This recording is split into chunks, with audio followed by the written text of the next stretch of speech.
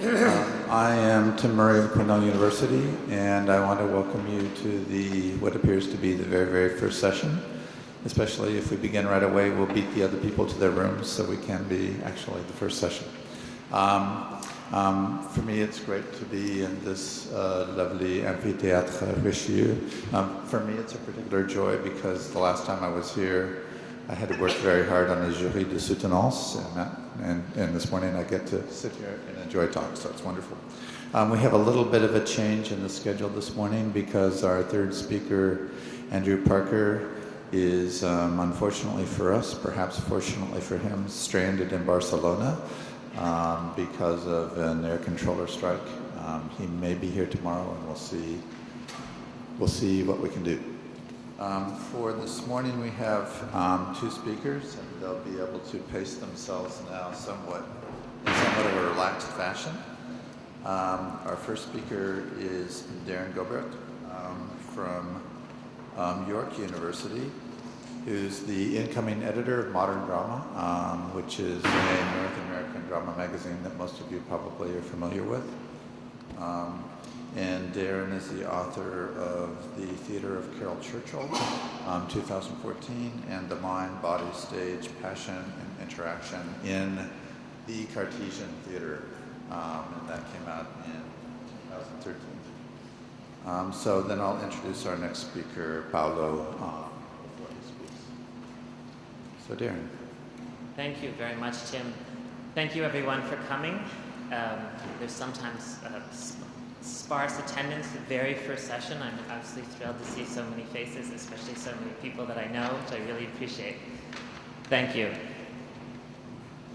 And thanks, Tim, for mentioning my recent book, which I'm going to flog mercilessly for the next 20 minutes. I'm told that you're allowed to do this for several months before it becomes tacky. So several years. Oh, several years. All right. Thank you. Thank you. In my recently published book, so it begins, The Mind, Body, Stage, I make an argument about the entanglement of theater and philosophy in the century after Descartes' death, demonstrating how late 17th and 18th century dramatic theory and practice reflected Descartes' growing influence, even as they encouraged a too tidy notion of Cartesianism, often at odds with Descartes' own ideas. Since much of that book's research was conducted during the leave year in Paris, it is a particular pleasure to elaborate on some of these findings in the city that spawned them. So thank you very much to the organizers of this wonderful conference, and especially to do so alongside people whose work I so admire and indeed cite in the book. This morning I'd like to extend and to revise some of the claims of my fourth chapter, which concerns the revolution in theater architecture occurring during the century after Descartes' death. And then I'd like to make some claims about what insights this revolution, and indeed Descartes himself, might offer to performance philosophy. I'll start by going back to 1637. In that year, we know, Descartes first published Discours de la Méthode, to which he had appended 3 examples of his method in action concerning optics, meteorology, and geometry. From the first of these, La Dioptrique, we get the first, now iconic representations of the pineal gland, home to the immaterial soul, Descartes somewhat dubiously tells us, and the well-placed spectator for all manner of visual stimulation in the theater of the world. And you can see such a representation here, just one of several from that book.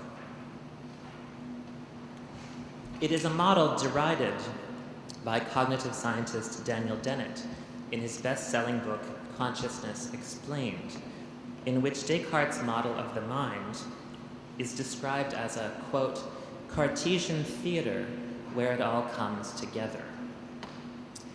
But as I have written in response, there is another Cartesian theater.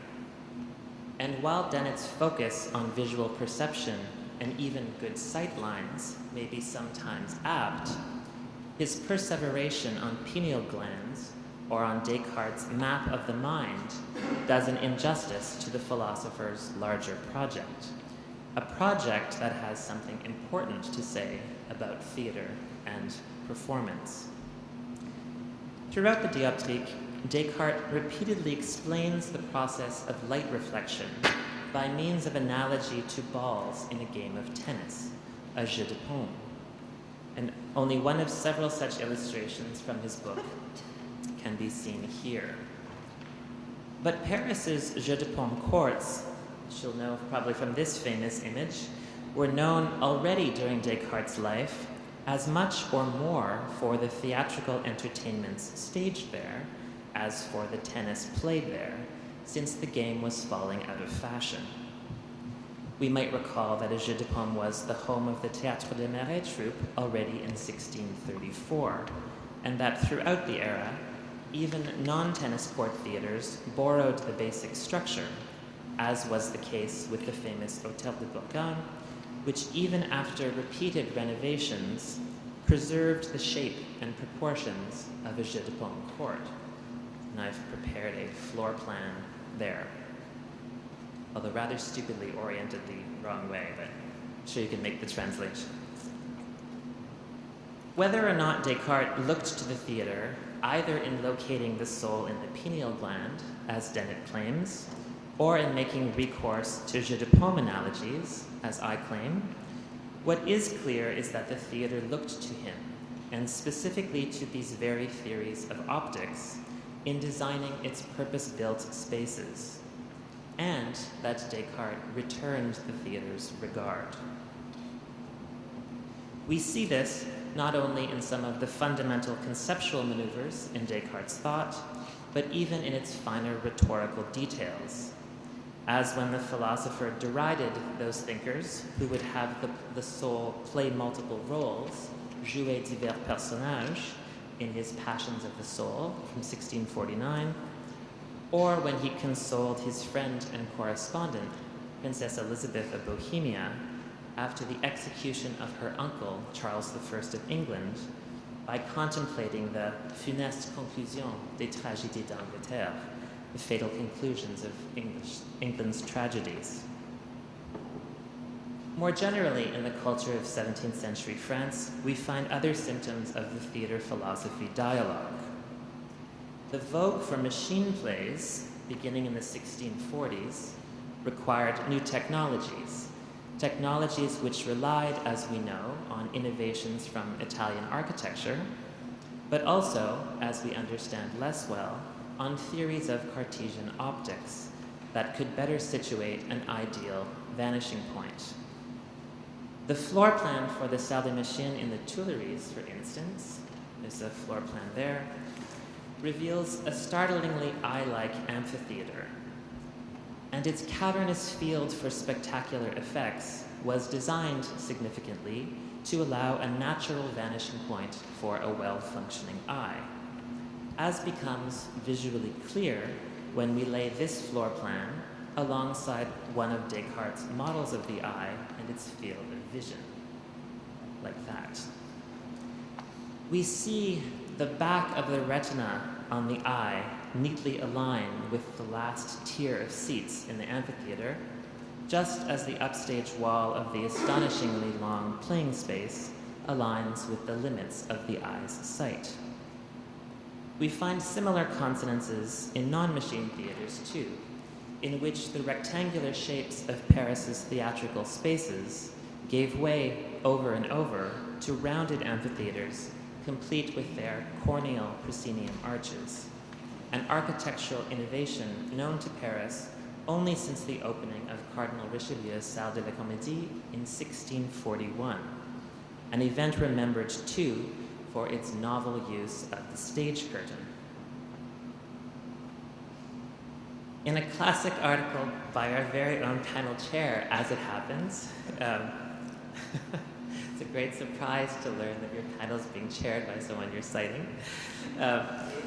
Timothy Murray shows how the design of this theater mirrored Richelieu's political order.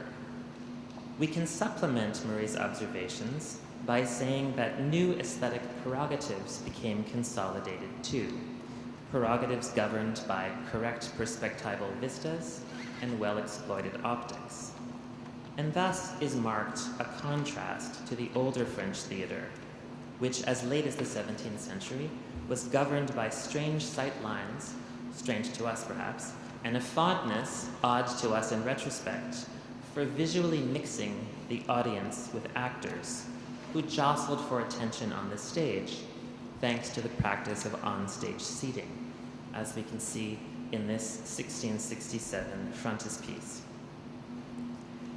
That particular vogue was only overcome with the onslaught of Cartesian theater architecture, I have argued. But Heidegger has said it all before, of course, in The Age of the World Picture, where he describes the process of objectification that defines the modern age. It is a process easily traced in European theater design, which increasingly sought to locate the perfect Archimedean point that could secure a perspectival certainty. You may recognize my echo here of Descartes himself, who longs for such a perspective in the second of his 1641 Meditations, where he writes, Archimedes demanded only a point that was fixed and immovable. So too shall I be entitled to entertain the highest expectations if I am fortunate enough to discover only one thing that is certain and indubitable. And I've put here the first French translation of the text from 1647 alongside the English, but of course Meditations was written in Latin. Descartes is of course speaking metaphorically, but the spatial particularity of his metaphor is precisely what interests me today.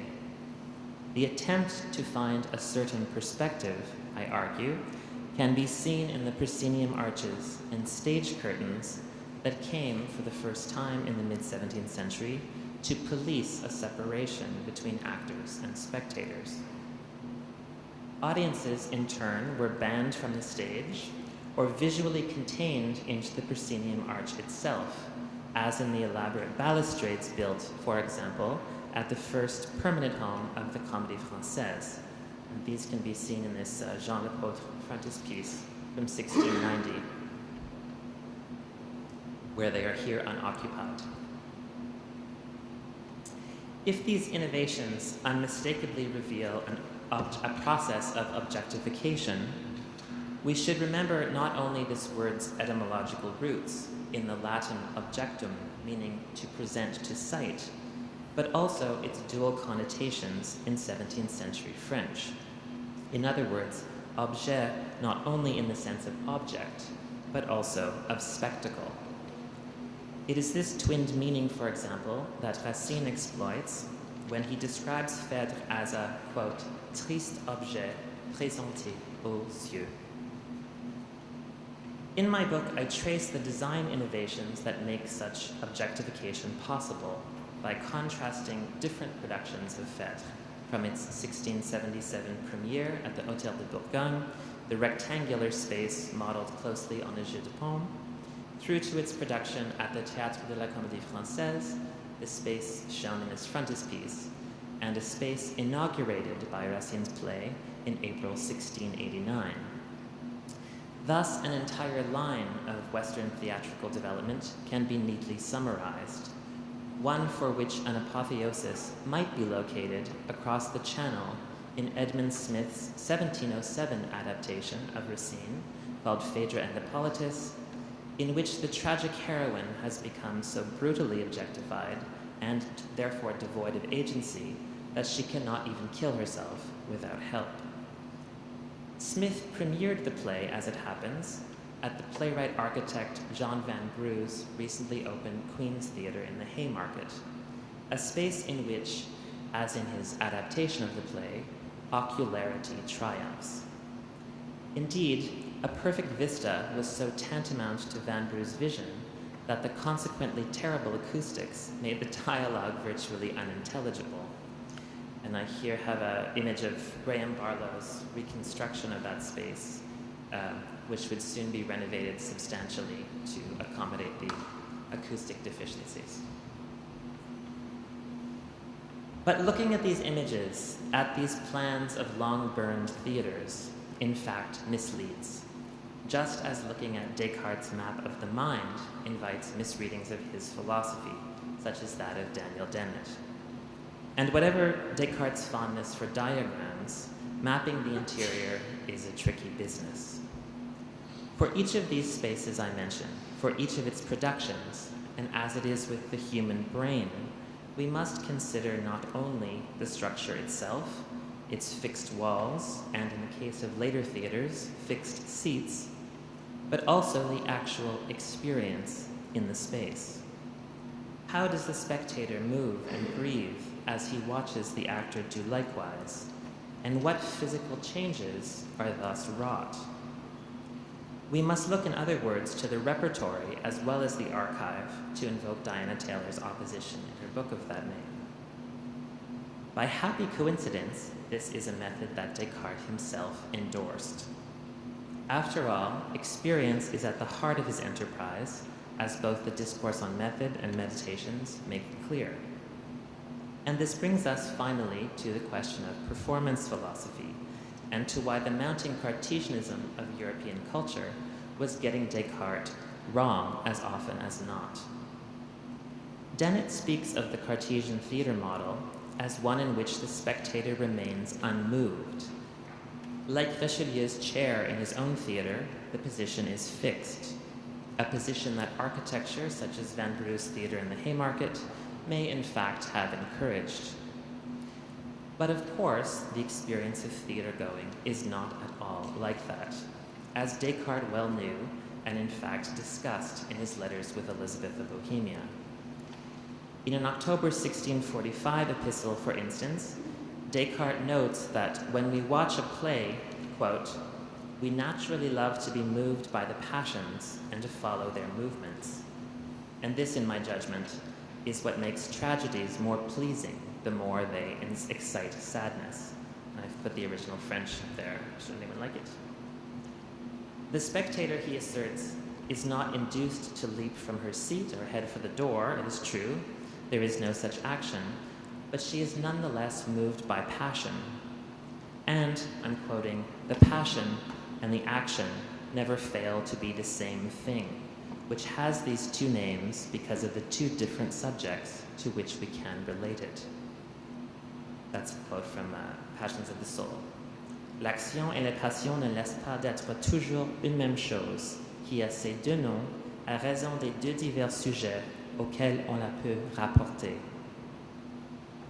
Indeed, Descartes answered the so-called paradox of fiction posed by analytic philosophy long before the phenomenon was considered paradoxical. In another letter to Elizabeth, he explains that the spectator cries because he is moved, quote, while seeing some pitiable and disastrous action represented on the stage, en voyant représenter quelque action pitoyable et funeste sur un théâtre. The passionate reaction of the emotional stimulus of, say, tragedy, is alloyed to another passionate reaction, one of recognizing a representation as other than the real thing. Pleasure results. As he explained in the Passions of the Soul, quote, when we read of unusual adventures in a book or see them represented on a stage, this sometimes excites sadness in us, sometimes joy or love or hatred, and in general, all the passions, according to the diversity of the objects offered to our imagination. But along with this, we have the pleasure of feeling them excited in us, and this pleasure is an intellectual joy which can originate from sadness as well as from any of the other passions. In this way, theater-going is of a piece with all the other kinds of activity that a subject experiences, and, in fact, is physically constituted by. Not unmoved, the spectator is changed by her encounter with what she sees, a change that can be explained by Descartes' notion of habituation. For Descartes had written extensively, even as early as the early 1630s, about how the body is shaped by its muscular response to what it experiences, including feeling the passions in response to theater. In other words, far from fixed, the spectator's subjective position is always shifted as a result of the theatrical encounter. She leaves the theater a new person and marked by a new corporal memory, or mémoire du corps, that will henceforth help determine her reactions to diverse stimuli. This idea, a constantly shifting and ever subjective position for the spectator, sits in marked contrast to the shifts in theater design, justified explicitly in some cases and implicitly in many more by their consonance with Cartesianism. These designs misread Descartes, for whom the Archimedean point of perfect perspective was a straw man after all, an image to be built up only to be undermined in the Meditations, which in fact contemplates the impossibility of the Archimedean point and acknowledges that one's perspective will always be shifting. But this new knowledge will take time to register, Descartes concludes at the end of the second meditation. Quote, "It will be desirable to tarry for some time at this stage, that I may more deeply impress upon my memory this new knowledge."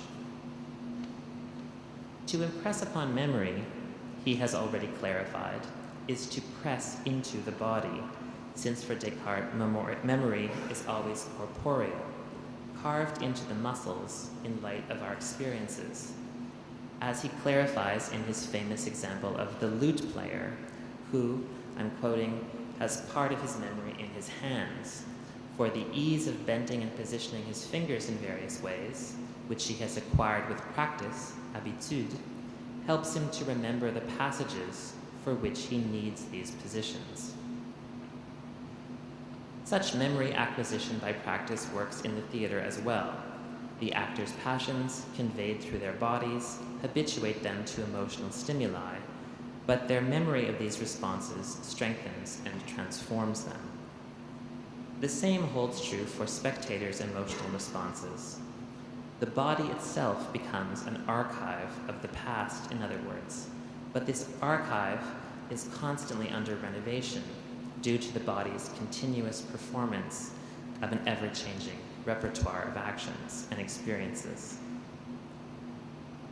I have tried to suggest the benefits of putting theater and philosophy into dialogue to identify a necessary supplement that performance might add to disembodied theory.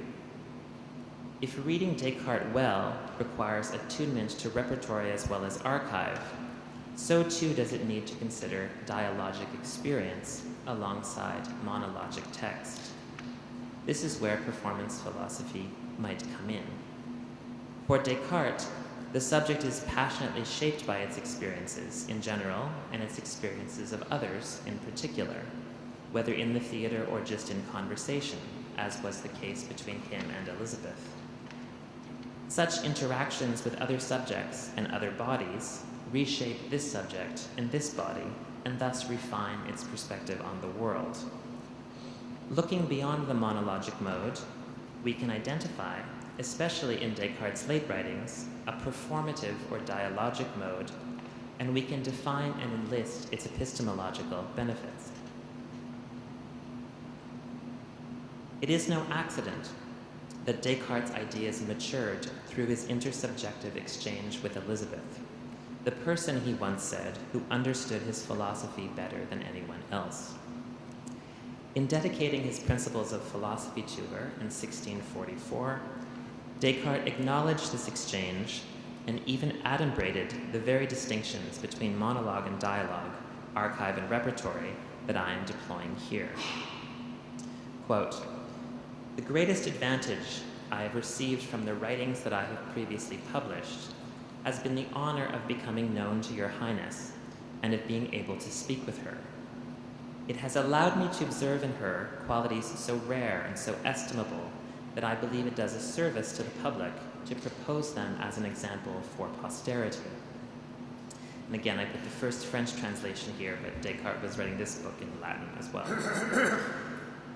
Even taking into consideration the rhetorical flourishes of its genre, the dedication is remarkable. It subordinates the value of his published work to the advantage it has gained him, Conversations with Elizabeth, and it implicitly recognizes this experience as a valuable way of knowing. Some of the benefits of this encounter, in turn, he hopes to contain for posterity. But at the same time, he tacitly acknowledges the difficulty of this archival containment. We can never recuperate the experience of Descartes' conversations with Elizabeth, especially their in-person interactions in Holland. If archival traces remain in the form of extant letters, the challenge is to remain open to their dialogic nature and their performative potential. It would be wrong to say, in other words, as indeed I might have done even a few years ago, that we have to reread Descartes from the point of performance in order to liberate some unrealized potential, in the same way that we have to reread theatrical floor plans to understand the movement they contained as living bodies interacted within. It would be wrong to say that we have to apply a philosophy of performance to Descartes' writing. It is in fact there all along. The difficulty is engaging with work that is historically bound, even while keeping alert to the present tense experiences, which we might call performance. Only then can we become attuned not only to new ways of knowing Descartes, but also, as he and Elizabeth counsel, new ways of knowing each other and ourselves. Thank you.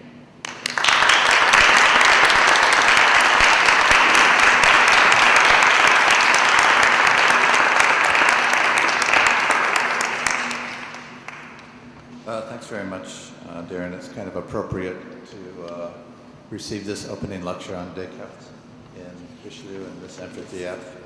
Our next speaker and the last speaker of today's panel is Paulo Filipe Monteiro from the Universidade Nova de Lisboa, Portugal. Paulo is the author of Os Outros d'Arte and also Drama e Comunicação, which came out in 2010. And I think we are doing still some technical 15.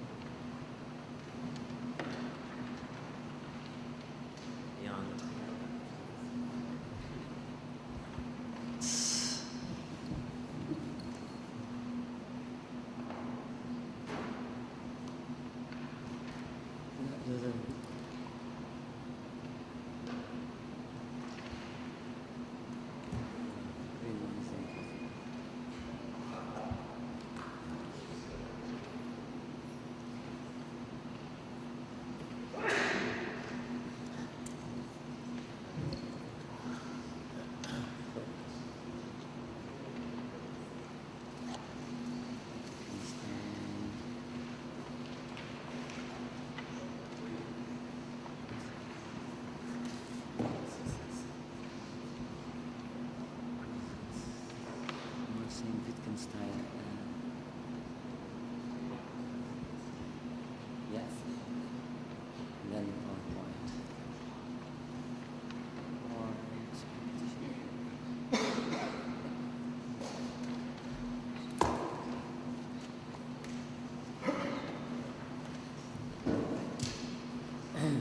Well.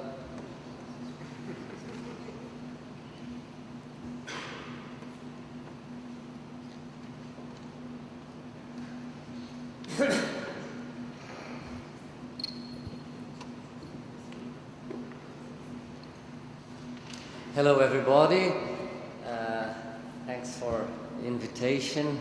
I greet everyone here, good friends, even students. It is amazing how Wittgenstein's ideas, especially those in his last books, have not seen more theoretical developments, at least as vast as Deleuzean theories, in the domain of the performing arts. So, we propose to follow several of his paths that can help illuminate the life of the contemporary stage. The first line is not... First, the early simile of the tableau vivant, which is the application of a Baroque performative technique. His explicit comparison of contemplation in life and in theatre. the dramatic roots of his concept of language games or language plays, Sprachspiele, which Maria Filomena Mulder so wonderfully developed in our conference Drama and Philosophy in Lisbon in January 2013, and which we're preparing publication of. Later, his innovative way of conceiving the relationships between the exterior and the interior, and the very idea of the interior, which I myself developed in the same conference, as well as the three next items, and I thank Martin Puckner for inciting me to develop this research program. His theory of the primacy of expression or exteriorization, Ausserung, which is so structural in the field of anything happening on stage. His critique of a private language, the primacy of action as the basis of our language games and behavior, his invention of mini scenes with speech acts, tones and facial expressions in the philosophical investigations, which Tom Stopper developed in the play Doc's Hamlet, as Martin commented in the same conference. And then the importance he gives to training or instruction or dressage, Abrichtung, so familiar to ballet, modern and contemporary dance, opera, circus, and even theater. The unsurpassable asymmetries between the first-person perspective and that of the third person, so familiar to any playwright, director, or actor, reinforced by his late theory of dissimulation. To cover the whole of this project, I would obviously need a whole semester or a book. What can be done in 30 minutes? I suggest we concentrate on the last two items and take one of the most emblematic plays of all times, Shakespeare's Hamlet. This can be all the more interesting since we know the distaste Wittgenstein showed for Shakespeare. We'll get back to this at the end of my presentation, okay? My argument today is that in spite of that discomfort, Wittgenstein's theories can certainly illuminate Shakespeare's plays, as I will try to demonstrate with Hamlet. Let's start with the seminal Wittgensteinian idea of seeing as, for instance, in the paradigmatic example of the classic image that we can see as a drawing of a duck or of a rabbit. But while doing so, we in no way negate the physical lines on the page. Wittgenstein notes that there are innumerable instances where a given object undergoes a change of aspect so that it can be seen or comprehended in more than one way with no attendant distortion. This can be applied to schematic drawings, to everyday objects, to musical tempi, to words, and to other people. To see the object is to grasp it in terms of an idea or nexus of idea, and there can be a change of concept, perception informed by thought. There is a fantastic scene in Hamlet where he banters with Polonius concerning the appearance of a cloud, and thus foregrounds the role of perspective in determining the shape of what is seen. Hamlet says, "Do you see yonder cloud that's almost in the shape of a camel?" "By the mass, and it is like a camel indeed."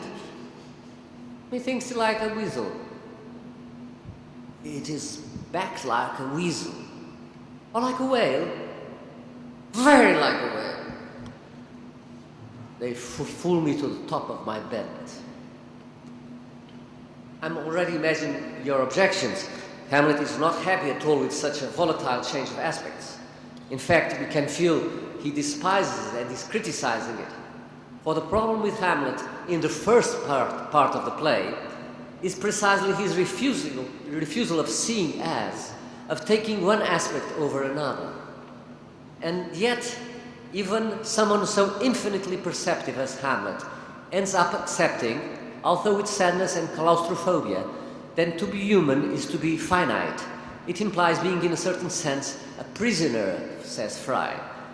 Stanley Cavell sees in Hamlet's evolution, divided between to be or not to be, a progressive work of learning how to mourn on the part of someone who wants to live and to prove he exists, and therefore has to abandon step by step the skepticism attached to the infinite, to the emptiness, to the void, to the negation of the world's value.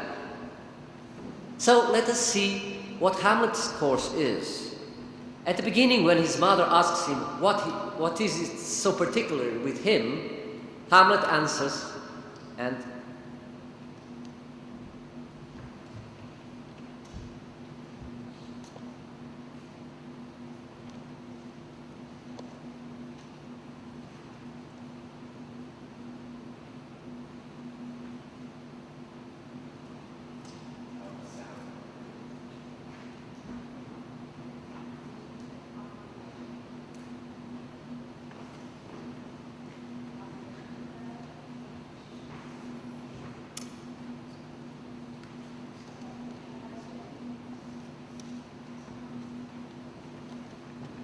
okay.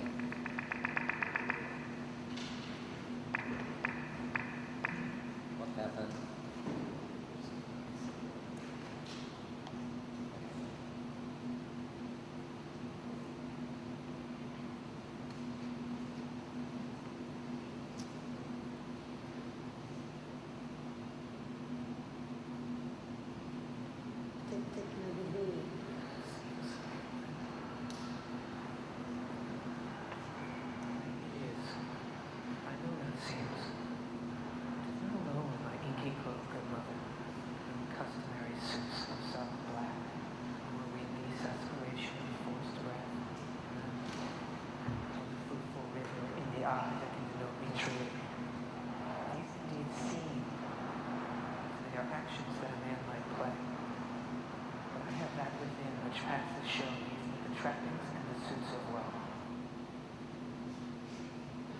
Didn't get it. I'll read it then. Seems, madam, nay, it is. I know not seems. It's not alone my inky cloak, good mother, nor windy suspiration, force breathed, no, nor the fruitful river in the eye, together with all forms, mood, shapes of grief, that can denote me truly. These indeed seem, for there are actions that a man might play, but I have that within which passes show. So Hamlet recognizes that there are things which can be counterfeited by signs such as mourning, tears, and whispers, but at least with him, Hamlet, Hamlet, refuses to give importance to this game. There is something inside him which does not enter the show or game or spiel of representation. This is an obvious symptom that the notion of person, also present in Polonius' recommendation to his son, to thine own self be true, is being developed. Without arriving at full subjectivity, which only romanticism will bring forth, Hamlet is in fact already pointing towards a demanding for interiority and depth. I have that within which passes show. Notice that this is the only affirmative verse after so many negations. As Goethe's Wilhelm points out, I quote, "It is in vain that his uncle wants to encourage him, showing him his situation from another point of view. The feeling of his emptiness never abandons Hamlet. The prince of the rotten kingdom, like other figures of the malcontent in Jacobean tragedy, reveals and produces a dissentering, which does not yet have, nor perchance will it have later, anything other than emptiness to occupy the place of that subjectivity." More than 3 centuries later, the Portuguese poet Fernando Pessoa will write, "Like those who invoke spirits, I invoke myself, and I find nothing." There are many Elizabethan plays where self-fashioning, the self-modeling to which one aspires, is permanently postponed and historically incomplete, says Greenblatt. Self-fashioned and self-destroyed, as in Othello. In the same direction, Deleuze insists that neither King Oedipus nor Hamlet are tragedies in the Aristotelian sense, for they stage the unweaving of the subject in the event. I know not seems. This is what Hamlet says at the beginning of the play. And yet, with time, what does he do? He plays and makes people play. First, he starts having strange attitudes and antic disposition on, so that neither Ophelia nor Polonius nor his mother, nor perchance himself, Hamlet, know any more where lie the frontiers between the faker and the faked, between reason and madness. Reality, or his new strategy for dealing with reality, might lead him astray from the coherence of philosophy. And he warns Horatio, "There are more things in heaven and earth, Horatio, than are are dreamt of in your philosophy. So maybe I'll put an antidisposition on, my arms encumbered thus, pronouncing some doubtful phrase as well, we know, we could, and if we would, there be, and if there might. What is Hamlet trying to achieve with all this pretense? To unmask the falsities of characters such as Polonius, Guildenstern, and especially the king and the queen, in case they have them. We can of course relate this to Wittgenstein's late theory of dissimulation, especially in his last writings, but also in the second part of the investigations. But in order to bring off what his ghost demands of him, not only does Hamlet enter the terrain of dissimulation, but he also ends up adhering to theatricality, becoming a playwright and director of a short play, a tableau vivant. He says, "I have heard that guilty creatures sitting at a play have by the very cunning of the scene been struck so to the soul that presently they have proclaimed their malefactions." So Hamlet decides to do the same and study Claudius' reaction in order to finally know, yes or no, whether his uncle has killed his father. The play is the thing wherein I'll catch the conscience of the king. So drama becomes his pharmacon, his counterpoison. This is a huge evolution for someone who had started by declaring that he did not even know scenes, and yet only achieves what he needs by means of theatre. The play is the thing. That is the last sentence of the second act. And Wittgenstein could subscribe to this. Just think of his early simile of the tableau vivant, or of the concept of Sprachspiele, language games or plays. At the end of the play that he writes and directs, Hamlet indeed gets to know what he wants. If we want to use the terms of psychology, he passes from the frame of play action to that of play acting, like children who progressively learn that it's not enough to want something or to scream for it, but that they will have better results if they develop communicational strategies to get it. But we can use Wittgenstein's own terms when he develops the question of Abrichtung, training or instruction. I quote, "A child learns with tremendous efficacy to replace the primitive ouch or cry by linguistic expression that will soon get more complex in more complicated language games." What Hamlet renounces in his initial idea of a private language, of a black box, which is he renounces to this initial idea of a black box, of a private language, which only he himself can describe, full of idiosyncratic mental entities. Hamlet, once and for all, adheres to the idea of perspective. The best example is another conversation with Guildenstern.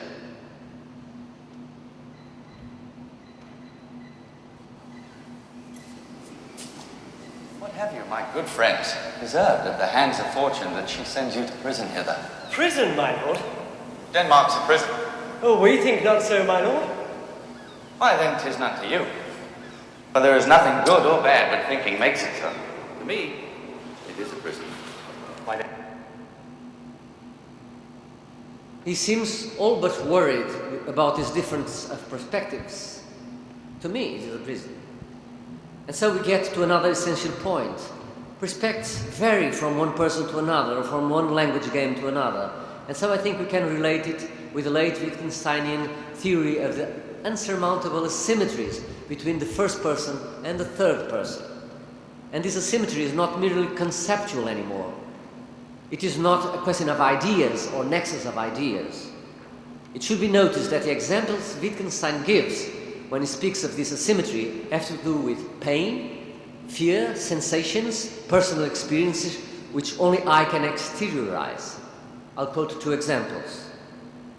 A simple grammatical analysis shows us that from other people it makes sense to say they have doubts whether I have a pain or not. Of myself it does not make sense. Or, in fact, I am the only one who can declare in an expressive mode, I fear.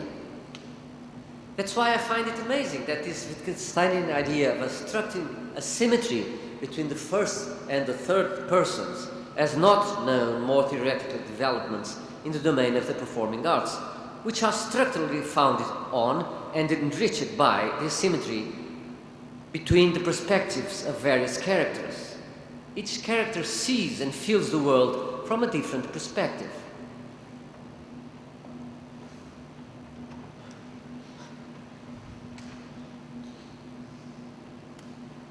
Indeed, in a play, when a character states one thing, we expect the other character to say the opposite. I love you. Yeah, but I do not. Or, yeah, but you're my brother-in-law.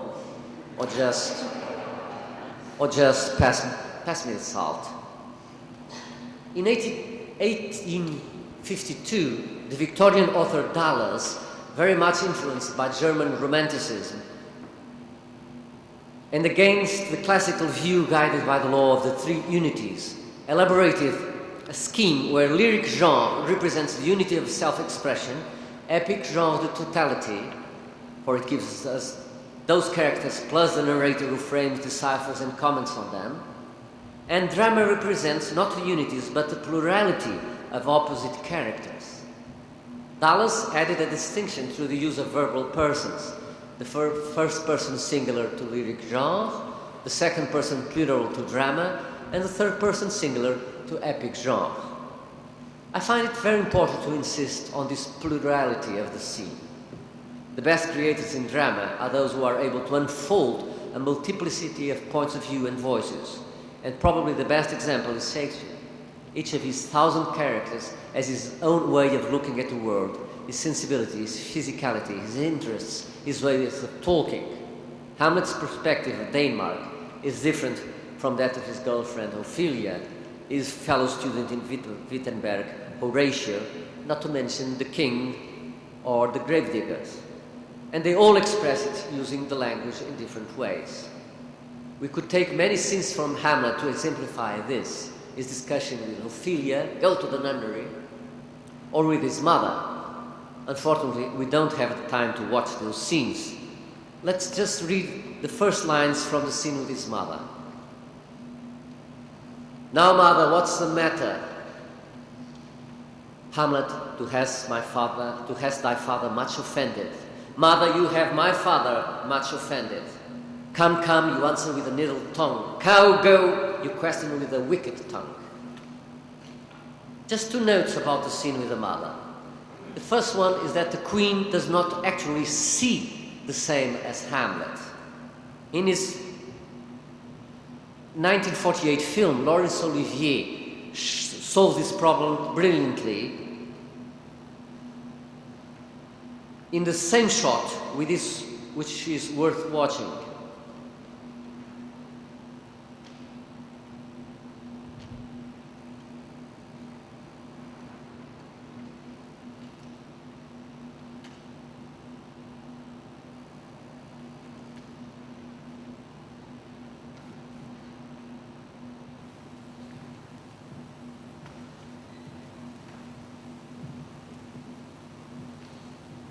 You see nothing there.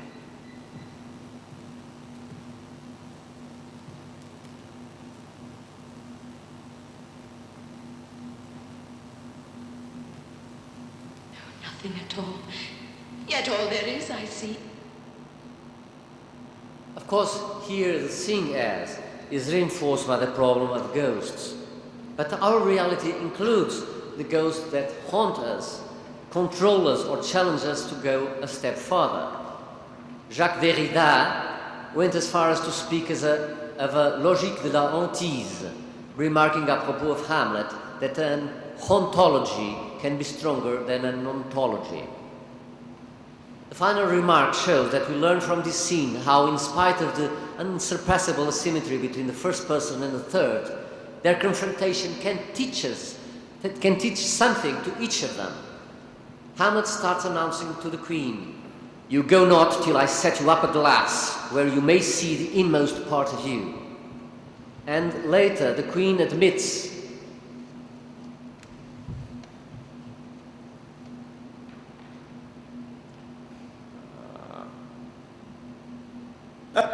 Speak no more. Thou turnst thy eyes into my very soul, and there I see such black and grained spots as will not leave their tints.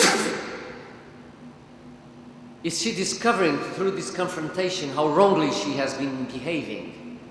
The Queen is such a passive and ambiguous character that every actor and director will have to decide what is not clear in the text. Does she know Claudius has murdered her husband or not? In this scene, she says that she is starting to see the black and graining spots.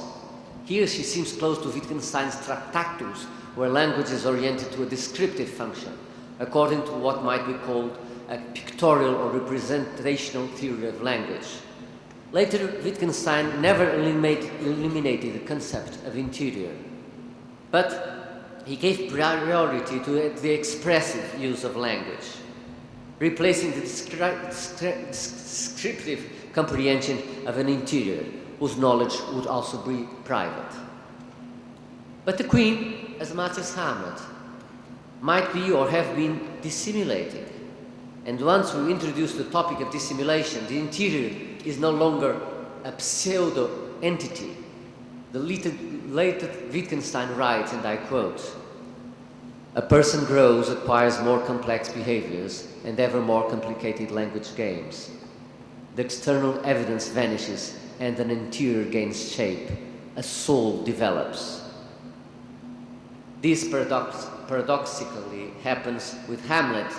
At the same time, he renounces to be immersed in his interiority, but he's dissimulating, so an interior gains shape. And so we are bound to tackle, finally, Wittgenstein's comments on Shakespeare. Not that Wittgenstein speaks much of him. There are just 7 short references to Shakespeare in the posthumous Vermischte Bemerkungen, meaning miscellaneous remarks, but which keeps being published with the pretentious title Culture and Value, and where many paragraphs are noted by Wittgenstein himself as schlecht, bad.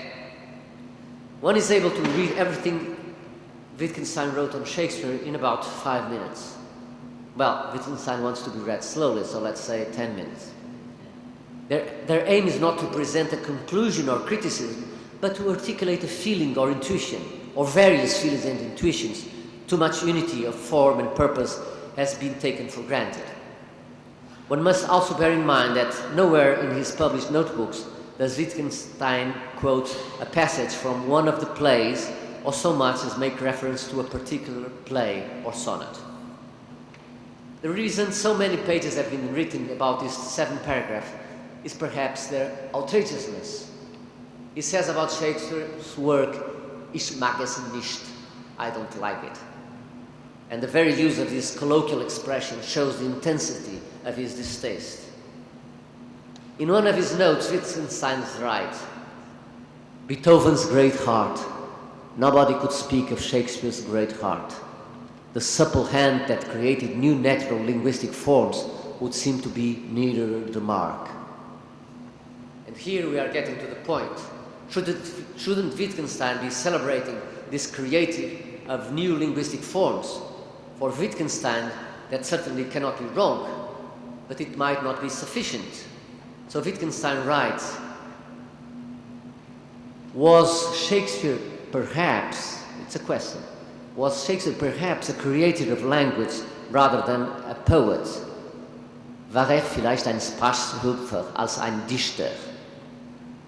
In 1986, George Steiner noted that Dichter does not translate as poet.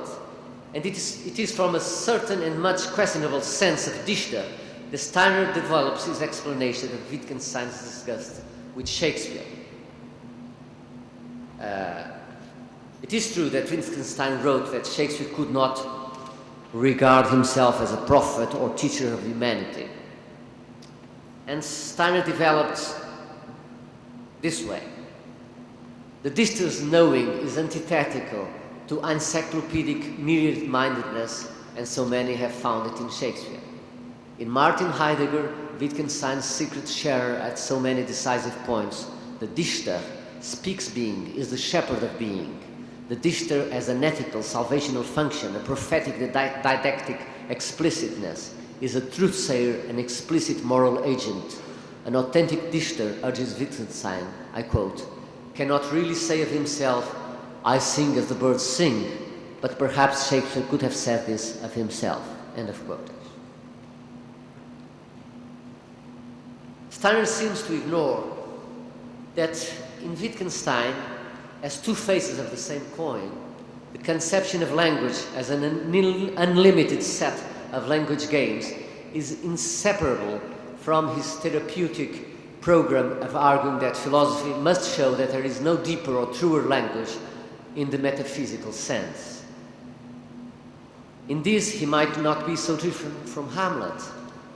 As Freddie Rockham wrote, even Wittgenstein Tractatus has a Hamletian structure.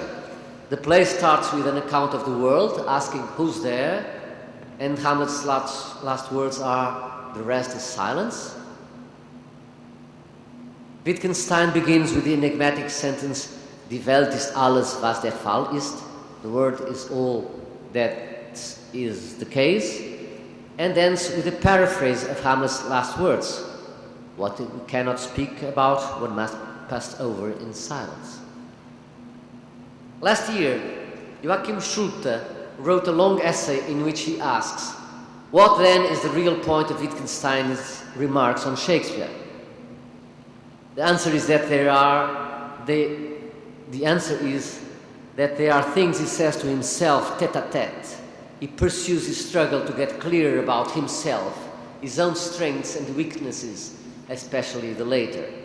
By way of contrast with Shakespeare, he comes to understand more clearly than before that he will have to say what he intends to express in terms that are shaped by existing rules and conventions. So it is not only Wittgenstein who can eliminate Shakespeare, but Shakespeare can also eliminate Wittgenstein. Also last year, William Day published a remarkable chapter on this quarrel, which will help me come to my final argument.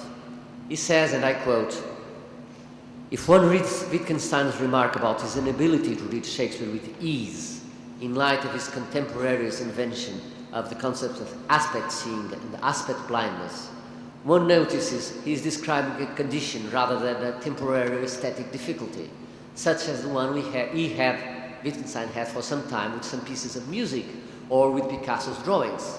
I quote, for a long time I wasn't able to see what it was representing, but now I do so with Picasso. While Wittgenstein professes aversion to other writers and composers, his most concentrated articulation of a failure to understand permanently another's writing is reserved for Shakespeare. Wittgenstein says, I do not understand Shakespeare. Not because he suffers from a condition of blindness, but because he's seeing an aspect of Shakespeare's works that hides or camouflages them as the duck aspect hides the rabbit aspect. Rather than missing Shakespeare's shared concerns completely, Wittgenstein is merely covering his ears to the sound of them, or to the way Shakespeare gives voices to them. Not that he finds Shakespeare is lacking ethical seriousness, as Steiner argues, nor that they both operate from conflicting notions of philosophical seriousness. Why then cover his ears? Especially for its disturbing asymmetry and spontaneity, the sense that Shakespeare's next words are not controlled by the words that preceded them, that anything is permitted. This is a picture of the natural world and of our relation to it, in which chaos and madness threaten to break out at any moment, as they eventually do in Hamlet, in King Lear, in Othello. What he closes his ears to is the sound of raw motives of skepticism and of language gone wild. But it is not so far tragic. While the later pages of part 2 of the investigations give expression to a natural and irreparable schism between some human, others, no one is responsible for this schism.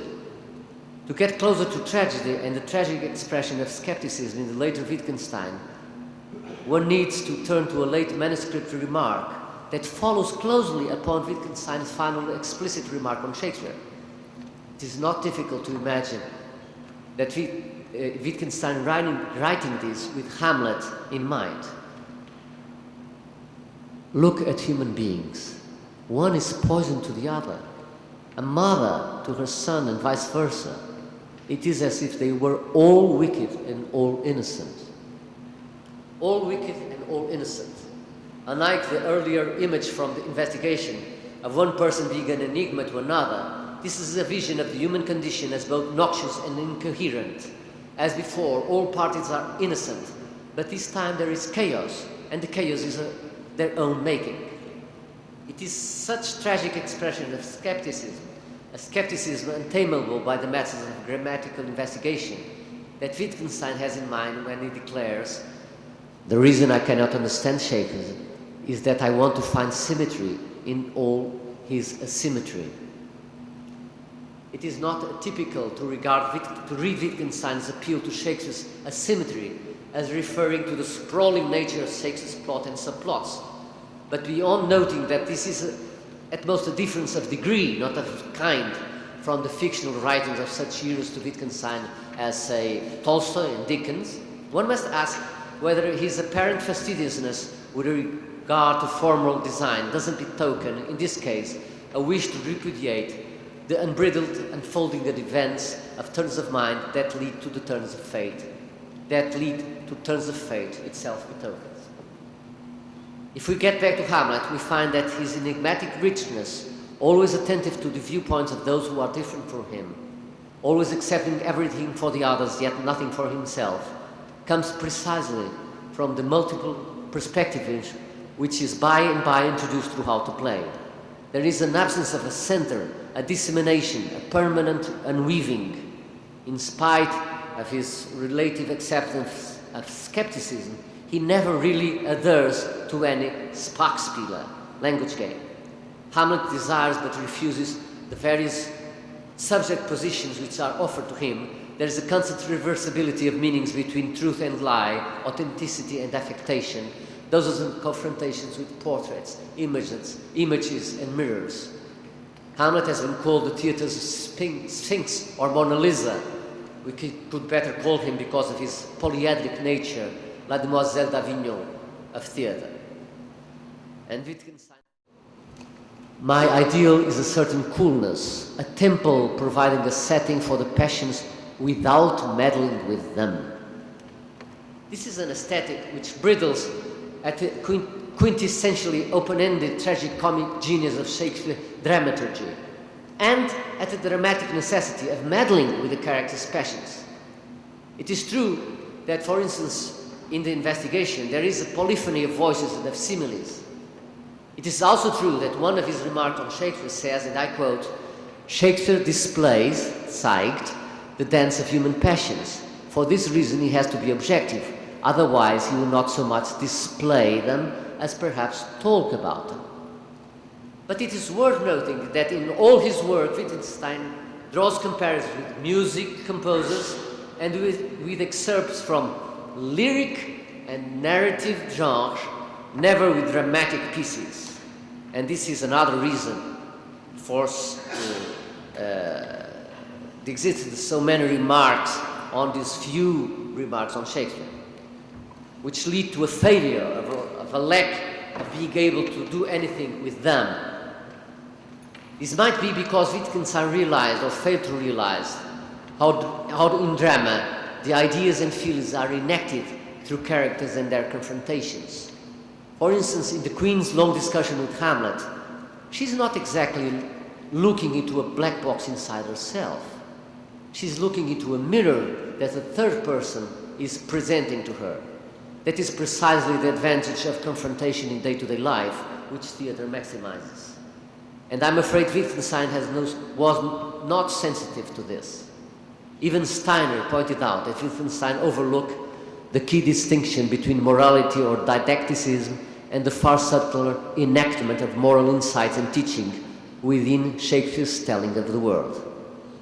Wittgenstein says, and I quote, "People stare at Shakespeare in wonderment, almost at the spectacular natural phenomena. They do not have the feeling that this brings them into contact with a great human being."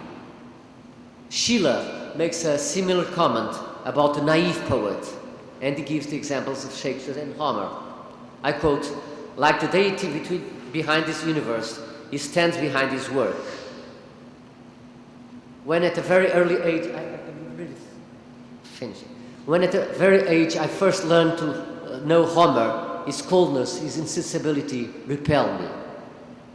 I say, thank God Shakespeare himself as a human being or as a philosopher is not present in his plays, which are left to his characters. He stays behind. Thank God there is nothing religious and explicitly ethical as Steiner complains. Thank God he is not a prophet or a teacher of mankind, as Wittgenstein rightly observes. Otherwise his plays would be an illustration without their own autonomy and closeness. Shakespeare is in fact a Sprachschöpfer, a creator of voices. We should not feel Shakespeare's own heart, but the word heart appears 36 times in Hamlet, 53 times in Richard III. Another misunderstanding of the characteristics of theatre is present in this quotation. Shakespeare's pieces give me an impression of enormous sketches rather than of paintings. Sketches. Again, this is surprising, for Wittgenstein himself says in the preface to the Investigations that they are an album of sketches. Perhaps that is another reason why he covers his ears to drama. For the text of a play, and Shakespeare did not consider himself a writer, he belonged to a period before literature, the text of a play is indeed a sketch, a chrysalis, intended to die and give birth to another language game. A complex one made up of propositions, whispers, breathing, movements, scenery, clothes, colors, lights, music. Indeed, there are more things in heaven and earth than are dreamt of in philosophy. On stage, the enactment of those sketches through the concept nexus of ideas, imagination, sensations, pains, fears, personal experiences, feelings and bodies of the actors, director, and other creators, through their different sig-as and language games, and the unsurpassable symmetries between them all, in the plurality of perspectives without which there is no drama, and in the confrontation which is also structured through drama, one can take farther each of the perspectives. As today, I expect to go farther through confrontation with your reactions. Shakespeare und kein Ende. Thank you.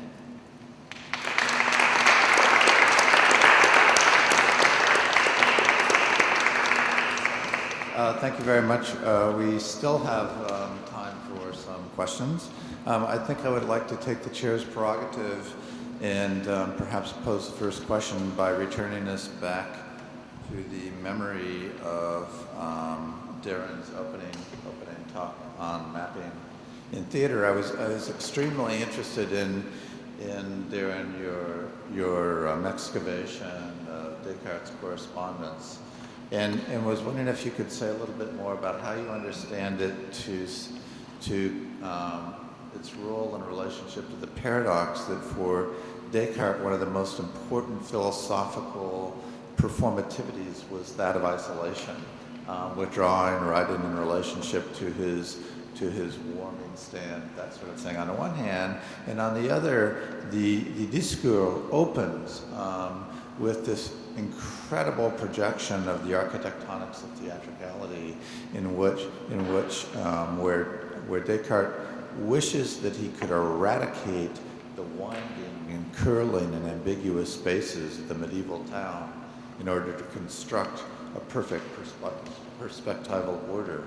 And that seems so much both to mirror your introductory analysis of machinery and theatrical space on the one hand, and then to contrast so radically with his strange embrace of the emotions in the correspondence, which of course were precisely what the Jansenists attacked as a threat of theater. Yes, exactly. Thank you for that question. Of course, this is an animating tension this is the central animating tension that runs through all of Descartes' writings. And I once would have said, a few years ago, I would have said that basically the last 6 years of writing, say, before his death in 1649, represented a radical break from earlier maneuvers. I'm less sure of that. I'm less sure of that answer now. It seems to me that already in the Meditations and the Discourse of Method, which are the two texts which foreground the kind of monologic mode that I was talking about. There's so much about isolation and one person alone with his thoughts. they help to set up this kind of straw man of objectivity, this subjective perspective that is entirely rational, or becomes entirely rational, precisely by trying to ignore all of the subjective biases that might interpose themselves. But those subjective biases are already there, and in the meditations we already see that isolation and objectivity are impossible. Of course, all this talk about objectivity is just enforcing and creating its opposition. The kind of radical subjectivity that comes, quite radical for Descartes, that comes into view in Passions of the Soul and in the Correspondence. So, in some sense, it seems, I feel like a bit of a fraud speaking on Anglo-American trends, because if anything, what I'm doing here in this book is trying to illuminate a lot of Anglo-American criticism on Descartes with some perspectives that are already, I think, not particularly radical in French thought. Geneviève Roddy-Lewis, who is such a fine reader of Descartes, says remarks something like, we have to put the Passions of the Soul first. Read Passions of the Soul first and read the rest of Descartes in light of Passions of the Soul. If you perform that maneuver, you get a fairly radically different perspective on the early texts. And I would add that if you supplement Passion of the Soul with the correspondence with Elizabeth, the picture becomes complete, and we realize that this abstract idea of objectivity that's so central to the rationalist project isn't, or that we see as so central to the rationalist project, is a bit of a straw man. It's something we strive toward. Of course, he wants us to strive towards objectivity and rationality, and yet we have to be aware that that is always impossible in ways that he both laments and in the correspondence, I think, celebrates. That's really interesting, because that's actually one of the first premises of Jean-Luc Nancy's reading of Descartes that took place a good 30 to 40 years ago, and it comes back full time. Questions? Rigorous as well. Yes. Yes.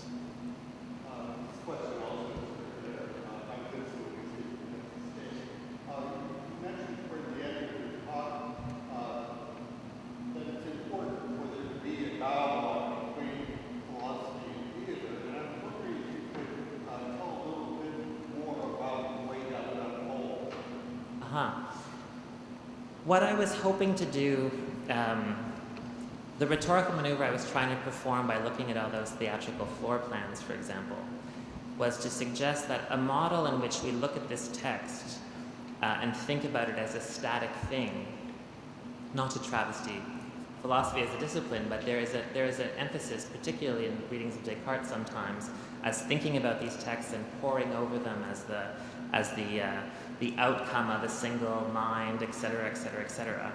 And by suggesting that we think of floor plan instead as a kind of space that animated bodies, and to turn our attention to how the bodies were being animated by those particular spaces, might suggest a perspective that performance could offer to philosophy. It seems particularly germane for Descartes, precisely because I think there is a slow shift towards the dialogic mode that he works in with his letters to Elizabeth, out of which the Passions of the Soul came. I mean, they're completely related texts, since they have all these discussions about emotions. And then she says, essentially, why don't you write a treatise explaining how the emotions work? And he does, and the content of Passions of the Soul is very much driven by that dialogue.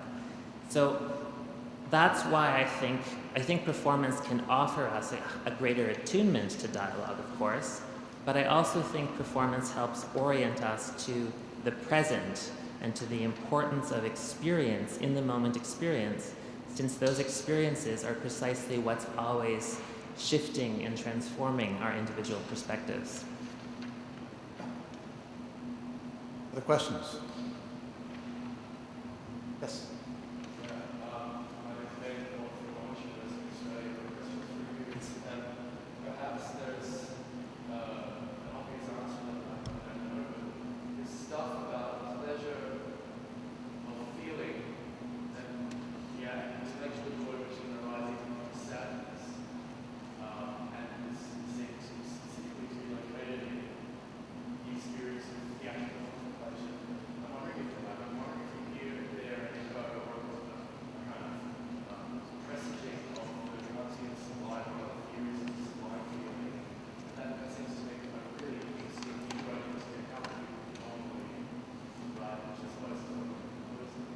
Yes, I think you can kind of inaugurate a few lines of thought that will reach their apotheoses, essentially, in the mid-late 18th century. So yes, I can't speak specifically about Kant, but so many.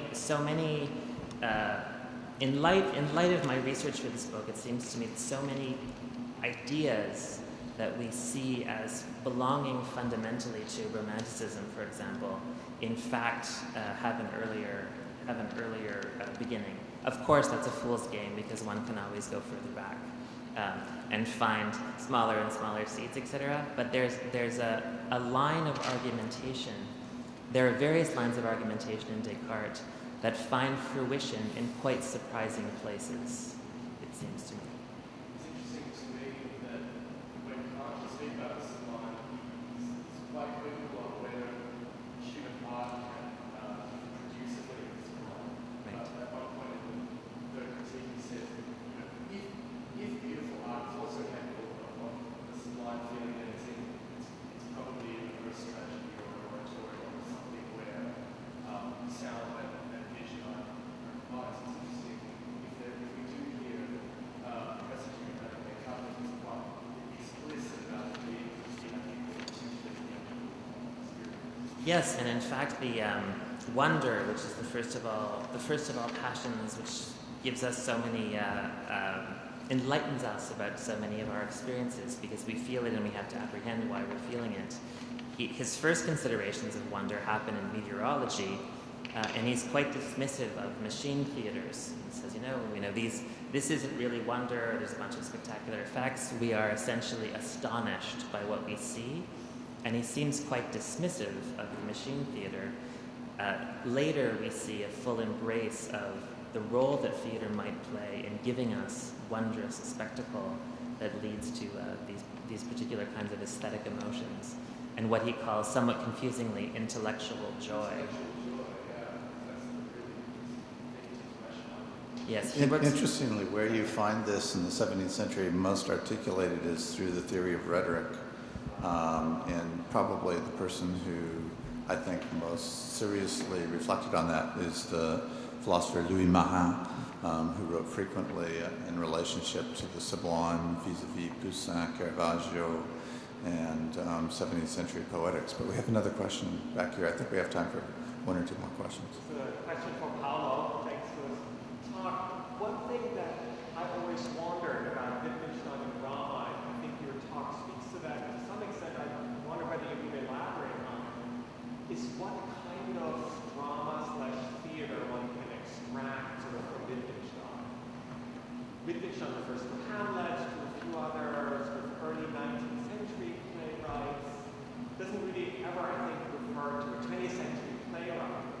So does Wittgenstein lend himself most easily to a reading of a kind of dialogic drama rather than, say, a post-dramatic theater? Is that sort of the relationship, or do you disagree with that?